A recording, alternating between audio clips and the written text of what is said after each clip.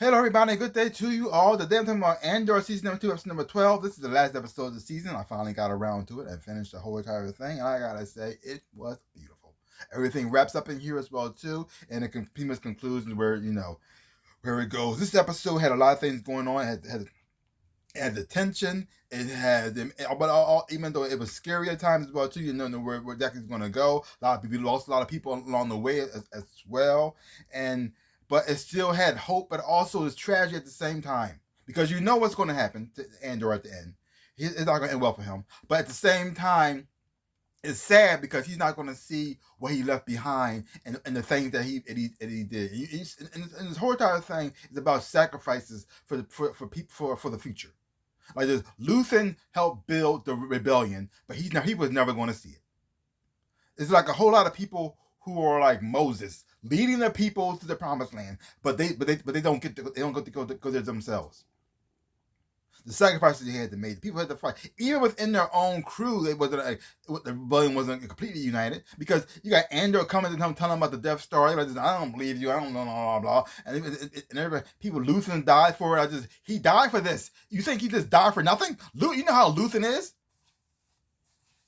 He may not have been your best friend. He may not say all the nice things. He may not play by the book the way you want to. Because here's the thing. Y'all been living in your palaces and everything too, just doing this. He's been in the trenches. So sometimes you gotta be dirty. Sometimes you gotta be a little nasty. It may not be pretty, it may not be the way you think it'll be all nice and shiny, but it gets things done. This thing we're walking on right now, this thing we're standing on right now, would not have happened without Luthen.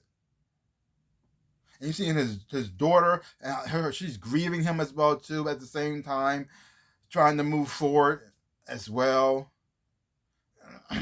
You got Andor, who was always in and out, but now you see him like full in now.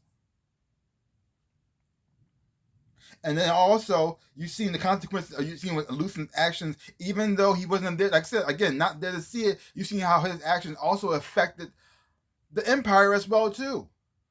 How certain people who thought they were tough and thought they were in charge, like Deidre, who thought she was like the hot stuff. She almost like sometimes you barely even see human, but this time you actually see her like break and have feelings and emotions as well too because things did not go according to plan. Certain people who were on top realize, oh, this is only temporary. Yeah, but in a way there were victories as well. And the rebellion never wins victory like a lot of times on a grand scale. Sometimes they do, but sometimes they win victories on the minor scales as well. And nobody even saw that one, which is sad.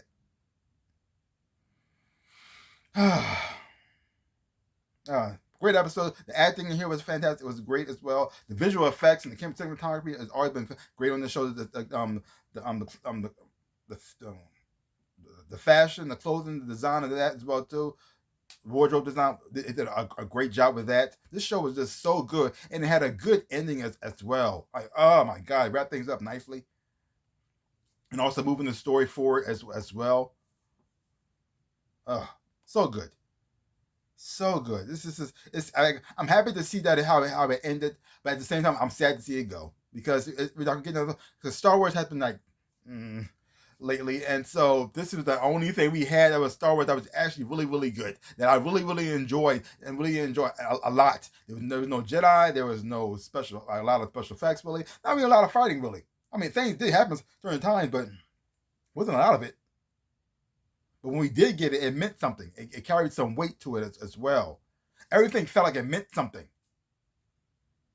It felt like you felt the passion when things was getting scary. You felt that fear with them. When you were angry, you felt the frustration as well. Even in this episode, as well as here, when Andor is pleading to the council, hey, we got to do this, and they're pretty much like this, trying to stop him or ground him or stop him from doing things. Just no, this is way too important. You don't understand. We don't leave nobody behind. They're one of us. Without them making those sacrifices out there, you wouldn't be here where you are now. And you got Mon Mothma realizing that as well too on the side of Andor, even though the council may not be fully understanding it. It's so weird. A lot of people don't like give praise to people who helped them get to the point they are. They just think they was just always there. Like no, you wasn't always here. You wasn't here from the start. Like, I'm like that general who like he was like so against Andor leaving and stuff as well too, and even wanted to arrest him when he came back. Like I just, what are you doing? Dude? What are you doing? What are you doing? What are you doing? Were you here from the start? Were you here when I made all these sacrifices that I made? Were you here when Luthen did all this stuff over here? No. So shut up. Shut up. I mean, the thing is though, I understand where they're coming from. Not like I completely hate them. They kind of establish rules and make sure things get out of chaotic, and things get out of control. Make sure everybody's on one accord at the same time. But sometimes you got to make some changes. You got to go with the wind, man. You got to be like jazz. You can't just be following the rulebook all the time. Like, oh, yeah. So for everybody, like I said, everybody did a great job with the acting and performances as well too. From the emotional to when they were sad, when they're angry, happy and happy. Well, there are not no happy moments in here, but it was the few that were there. It meant a lot. So if you haven't watched, if you watch anything with Star Wars, watch Andor. Watch that one. Just 2 seasons. It all wrapped up here. Check it out. Don't take my word for it. Go check it out for yourself. Hopefully you enjoy it too, because this is like so far I've seen the best Star Wars have been in a long, long time.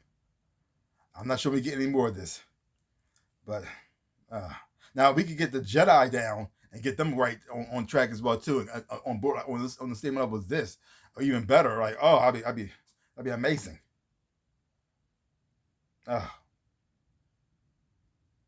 Even the voice acting from Alan Tudyk, what he contributed to the thing was great as well too. So great ending, great season. And give this whole entire season a grade.